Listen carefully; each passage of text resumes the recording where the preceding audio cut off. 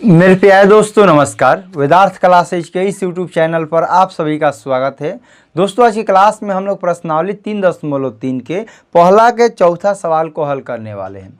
ये सवाल बहुत आसान है। सवाल आपके परीक्षा की दृष्टि से कभी ऐसा पूछा नहीं है, लेकिन आपकी किताब में दिया है तो बनाना पड़ेगा। हो सकता है कि आपके आने वाले पेपर में ये सवाल आपसे परीक्षा में पूछ दें। तो सवाल क्या दिया गया है, सवाल को आप लोग पढ़िए। सवाल दिया गया है कि 0.2x प्लस 0.3y बराबर 1.3 दिया है। 0.4x प्लस 0.5y बराबर 2.3 दिया गया है। और इस सवाल को दशमलव वाले सवाल को देखकर बहुत सारे छात्र डर जाते हैं कि इतना भारी सवाल दशमलव वाला बनाएंगे कैसे। सबसे पहले तो इसको तो बनाना है और दूसरा इसको प्रतिस्थापन विधि से बनाना है। तो आपको डरने की ज़रूरत नहीं है, सवाल बहुत आसान है। ध्यान से आप लोग समझने का प्रयास कीजिए। यदि आप हमारे चैनल पर नए हैं तो चैनल को सब्सक्राइब कर दीजिए, इस वीडियो को लाइक कर दीजिए। यदि आपका कोई भी दोस्त मित्र भाई बहन 10वीं कंप्लीट तैयारी करना चाहते हैं तो इस वीडियो को शेयर करके सब्सक्राइब जरूर करवाइए। यदि आपको 10वीं क्लास का फार्मूला बुक चाहिए, जो मैं बार बार वीडियो में बताता हूँ, जिनको भी फार्मूला बुक चाहिए वे आप लोग इस दिए गए नंबर 9693563044 पर कॉल या व्हाट्सएप पर मैसेज करके इस फार्मूला बुक का PDF प्राप्त कर सकते हैं। इस फार्मूला बुक का खासियत यही है। तो सबसे पहले तो 10वीं क्लास के सभी फार्मूला दिया गया है और इस फार्मूला के साथ साथ इसका उदाहरण भी दिया गया है, ताकि आपको समझ में आ सके कि जो आप लोग फार्मूला याद कर रहे हैं उसके आधार पर परीक्षा में कैसे सवाल पूछे जाते हैं। तो जिनको भी फार्मूला बुक चाहिए 9693563044 पर कॉल या व्हाट्सएप पर मैसेज करके इस फार्मूला बुक का PDF प्राप्त करके कहीं दुकान से आप लोग निकलवा सकते हैं। देखिए सवाल दिया गया है दोस्तों कि 0.2x प्लस 0.3y बराबर 1.3। तो आपको लिखना है दिया है, ये तो सवाल में है। अब आपको लिखना है कि दिया है 0.2x प्लस 0.3y बराबर 1.3। इस बात को दिमाग में थोड़ा सा गौर कीजिए। यहाँ पर दशमलव के इधर कितना अंक है? एक अंक है। एक को मत कीजिएगा क्योंकि ये एक चर रूप में है, हमें अचर देखना है। 0.2 में दशमलव के इधर कितना अंक है? एक अंक है। इधर दशमलव के इधर कितना अंक है? एक अंक है। और इधर दशमलव के इधर कितना अंक है? एक अंक है। जब आप लोग बड़ा होकर पढ़िएगा या अभी आप लोग पढ़िएगा, जिनको दशमलव कॉमन लेना आता है तो इधर से कॉमन लीजिएगा, दशमलव उड़ाइएगा तो बटा में 10, यहाँ से उड़ाइएगा तो बटा में 10 और यहाँ से उड़ाइएगा तो बटा में 10। कॉमन लीजिएगा तो 10 क्या हो जाएगा? कैंसिल हो जाएगा। लेकिन अभी आपका दिमाग उतना काम नहीं कर रहा होगा, तो आप लोग शॉर्टकट में याद रखिए बहुत बढ़िया से कि दशमलव के इधर सब क्या है? बराबर बराबर अंक है। दशमलव के इधर एगो अंक, इधर भी एगो अंक और इधर भी एगो अंक। जब दशमलव के इधर एक एक अंक है यानी कि बराबर बराबर अंक रहेगा तो चुपचाप सभी दशमलव को हटा दीजिए। क्या करना है? सभी दशमलव को हटा देना है। तो यहाँ पर दशमलव हटाएंगे तो क्या बच जाएगा? 2x। यहाँ पर बच जाएगा 3y और यहाँ पर बच जाएगा 13, समीकरण 1। अब आपके दिमाग में कुछ काम कर रहा होगा, दिमाग कह रहा होगा कि ये सर आप बताइए कि दशमलव के इधर एगो अंक है, दशमलव के इधर एगो अंक है और इधर दशमलव के अगर 2 अंक रहता, यानी कहीं भी 2 अंक रहता, तो अब आप लोग कैसे बनाइएगा? आप कैसे बताइएगा? तो हम कहेंगे कि अब वहाँ पर आपको बेसिक से बनाना पड़ेगा। वहाँ पर ये दशमलव हटाने वाला सिस्टम खत्म, अब पूरा दशमलव को लेकर साथ में चलना पड़ेगा और बेसिक से बनाना पड़ेगा। कब? जब बराबर बराबर नहीं दिया रहेगा तब। लेकिन यहाँ पर सब बराबर बराबर अंक है दाहिना साइड में, इसीलिए सभी दशमलव को हमने हटा दिया। यहाँ पर हो गया 2x प्लस 3y बराबर 13। फिर इसी प्रकार आपको लिखना है फिर 0.4x प्लस 0.5y बराबर 2.3। इधर भी एगो अंक, इधर भी एगो अंक और इधर भी एगो, तो दोनों तरफ बराबर बराबर अंक है। तो केवल लिखेंगे हम लोग 4x प्लस 5y बराबर का 23, समीकरण का ये हो जाएगा 2। ये हो गया समीकरण 1 और ये हो गया हम लोग का समीकरण 2। तो लिखेंगे समीकरण 1 से। अब आपको प्रतिस्थापन विधि बनाने आता होगा, तो चलिए हम बताते हैं समीकरण 1 से। तो समीकरण 1 क्या दिया है? तो समीकरण 1 दिया 2x प्लस 3y बराबर का 13 दिया है और ये प्लस में है तो बराबर की इधर आएगा तो क्या हो जाएगा दोस्त? माइनस में हो जाएगा 13 माइनस 3y। और ये 2 गुणा में तो बराबर के इधर आएगा तो क्या हो जाएगा? बराबर के इधर आएगा तो ये आपका क्या हो जाएगा दोस्त? भागा में हो जाएगा और ये आपका हो जाएगा समीकरण 3। मैंने हर एक वीडियो में, मैंने प्रत्येक वीडियो में बताया है, जब भी प्रतिस्थापन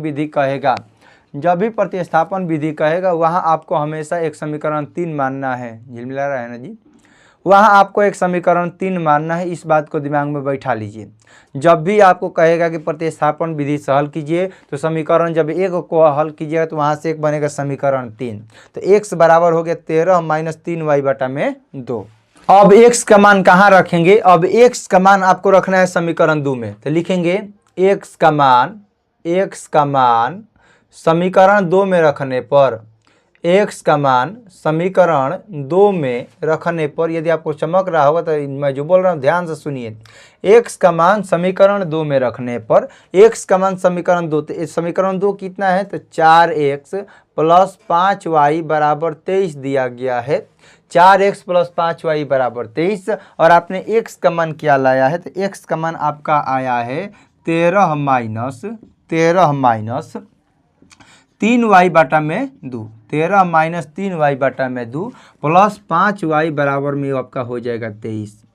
यहाँ पर ध्यान समझिए कि क्योंकि देखिए 4 के 4 लिखे हैं और x की जगह पर ये पूरा मान लिखा गया। क्यों? क्योंकि x का मान हमें कहाँ रखना है? समीकरण 2 में। तो जहाँ x है x की जगह पर ये पूरा मान, प्लस का प्लस हो गया 5y बराबर 23। अब 2 से 4 कितना बार में कट जाएगा? 2 से 4 कट जाएगा 2 बार में। और इस 2 से में गुणा करना है। 13 दूनी क्या करते हैं? 26। 3 दूनी हो जाएगा 6 प्लस के 5y बराबर में आपका हो जाएगा 23। और ये 26 प्लस में तो इधर आएगा तो क्या हो जाएगा? माइनस में। तो सबसे पहले माइनस में तो बाद में करेंगे। यहाँ पर देखिए ये माइनस है और ये प्लस है, तो माइनस प्लस क्या होता है? माइनस। 6y में से 5y घटेगा तो कितना y हो जाएगा? 1y हो जाएगा। और दोनों में बड़ा चिन्ह देख लीजिए माइनस का है। ये प्लस का 26 है तो इधर आएगा तो क्या हो जाएगा? माइनस का हो जाएगा। माइनस y बराबर माइनस का 3 हो जाएगा, क्योंकि 23 में से 26 घटेगा तो माइनस का 3। माइनस से माइनस कैंसिल हो गया। y बराबर आपका हो गया दोस्त 3। अब इस y का मान कहाँ रखना है? इस y का मान आपको रखना है समीकरण 3 में। तो यहाँ से आपका x का मान आएगा। तो लिखेंगे y का मान समीकरण 3 में रखने पर, तो समीकरण 3 दिया क्या है? तो समीकरण 3 दिया गया x बराबर 13 माइनस 3y बटा में 2। तो ये 13 का 13 लिख देंगे, y की जगह पर लिखेंगे आप लोग 3 बटा में 2 हो जाएगा। 13 माइनस 3 का 9 बटा में 2 हो जाएगा। 13 में से 9 घटेगा तो 4 बटा में 2, 2 से कट जाएगा 2 बार में। तो हम लिखेंगे अतः x बराबर आपका 2 तथा y बराबर कितना आया है दोस्तों? y बराबर आपका आया है 3 और यही हो जाएगा आपका सही उत्तर। क्या आप सवाल अब देखकर डर जाइएगा दशमलव वाला? यही एक दशमलव वाला सवाल था जो कि बहुत सारे छात्र इस सवाल को देखकर डर जा रहे थे कि ये सवाल बनेगा कैसे। लेकिन अब ये सवाल बहुत आसान हो गया है। जब भी आपसे परीक्षा में पूछेगा तो इतना आपको देखकर डरने की ज़रूरत नहीं है, बहुत आसान है। देखना है कि जब दोनों चारों तरफ बराबर अंक रहेगा दाहिना तरफ, जैसे इधर भी एगो अंक, इधर भी एगो अंक, इधर भी एगो अंक, दाहिना तरफ हमें बराबर अंक दिया है तो पूरा दशमलव गायब।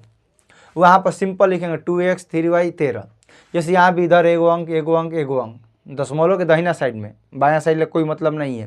तो दाहिना साइड बराबर अंक है तो इधर भी सब दशमलव गायब।